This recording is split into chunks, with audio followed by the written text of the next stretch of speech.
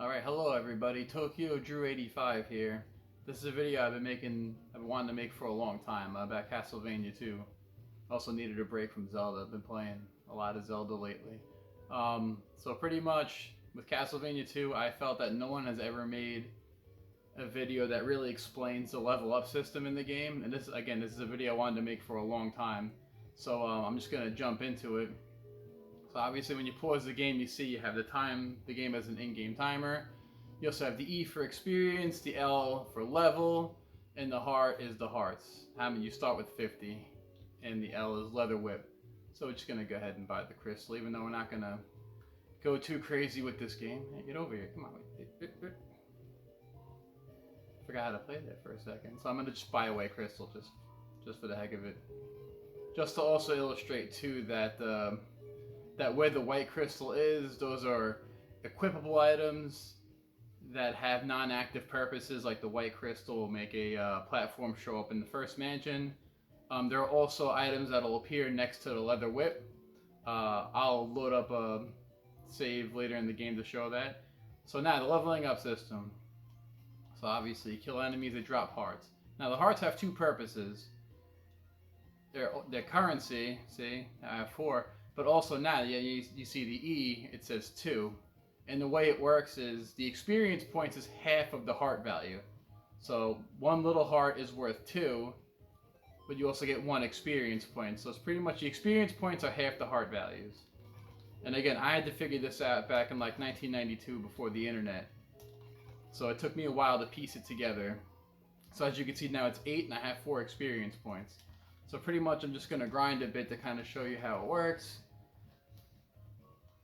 Especially in this main area here, just getting the skeletons. And actually, this is a good thing because enemies are stronger at night, but they also drop higher heart values. So now I should be getting now the half hearts are worth 5, but cut it in half for some reason. For experience points, it's 3.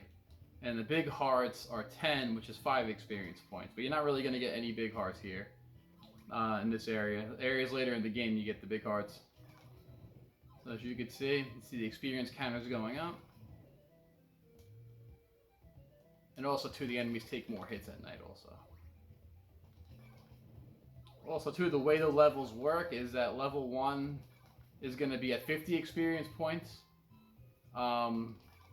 Then level 2 is going to be 100, level 3 is 150. It adds pretty much 50 to each level, so on and so forth. So like you can see the experience points are moving up.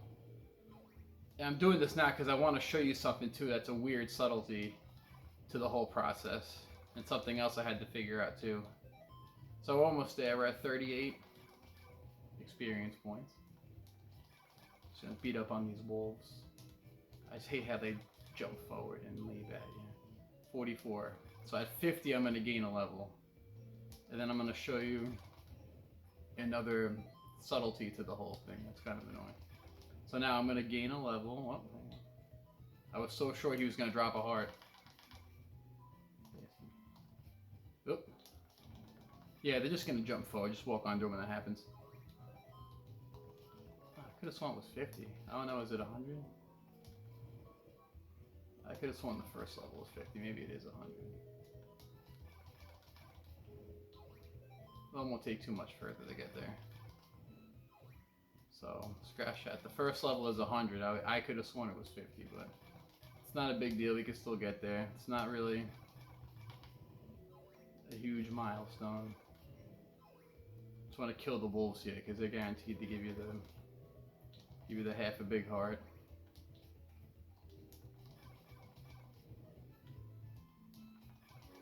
And the funny thing about this too is I remember having a password in I had this Nintendo book that had a bunch of passwords and codes for games like Mega Man 3 and Castlevania 3 and Mega Man, but there's a code in there for Castlevania 2 which gives you all the items. But the funny thing is, if you haven't played through the game, you're not going to know what Dracula is because it gives you all the items but starts you in the first town. And if you haven't played the game, you're not going to have any idea what Dracula is. So it pretty much renders the code useless. You pretty much have to be familiar with the game to even have that as a viable code. We're almost there, right? 86. Hopefully I can get this out before the night ends, because there's a part of this that I need to illustrate here. Like I said, I could have sworn it was 50. That's so crazy. I haven't played this game in a while. Also, the game has 3 endings based on how fast you complete the game, but also how often you die. If you die too many times, you can't get the good ending. I don't know.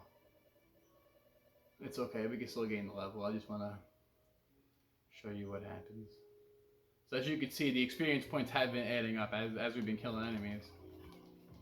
But now at this point, we're only going to get the small hearts, which is 1 experience point.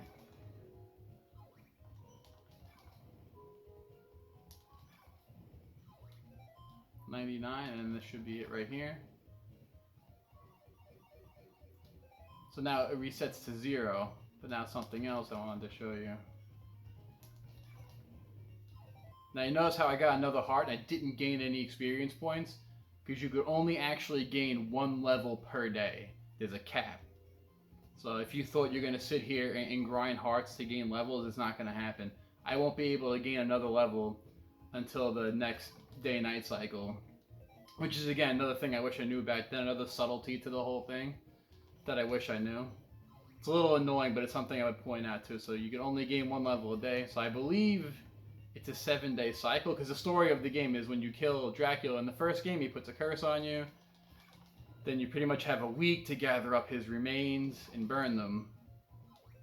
So when you put that all together, and again, like I said, I had to figure all this stuff out, and I haven't seen any really good videos online that have illustrated it. I mean, if somebody finds one, let me know. But that's something I really wanted to make a point, because again, it's something where like you think you have it figured out, and then when you go to gain more levels, you kind of hit that wall. Then another thing is too, I'm just gonna boot up a later save, because I also, well, I'm not gonna save. I want to load. So pretty much I'm at the end of the game right here. So obviously I have all Dracula's parts up on top. Now, when I said before, these are passive effects, so the rib makes the shield. The heart actually really just takes you to 1 new area in the game if you show it to the ferryman. The eye lets you see things that are invisible. The fang, I believe, the fang's kind of tricky, because I heard one person say it increases defense, same thing with the ring. Those two are kind of up in the air. But the cross, if you notice the cross on the top right, the interesting thing about the cross, and this is why I wanted to come here, this is the Dead River, right before the last area of the game. And I haven't been able to test this, but apparently if you don't have the cross, you can't get here. And that's not something I've wanted to test out. So, and you get that from killing Death in one of the mansions. Typically, the game, again, you have to get the best ending. It goes through how fast you complete the game, so I don't get every item, because getting every item kind of takes way too long to do that, which is why I don't have every item. If you can get every item and get the best ending, more power to you.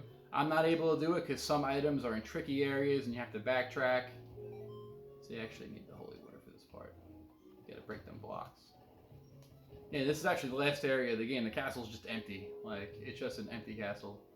I don't know if it's just trying to illustrate that, you know, you just killed Dracula and he hasn't had enough time to resurrect and build another army, but this is, again, this is the last area of the game. It's pretty much just a walk straight to Dracula. Nothing fancy. There's this one tricky jump right here because you have to jump it up high. But I might as well, I'm just going to finish it quick because I don't remember what ending I got in this save, so let's just check that out real quick. Again, there's 3 endings based on how fast you complete the game as well as how many times you died. I'm just going to make our way into the final chamber. And this, and everybody should know by now, this Dracula is stupid easy. It's been known for years. Just gotta go on. You're pretty much going to offer up all of his body parts and possessions.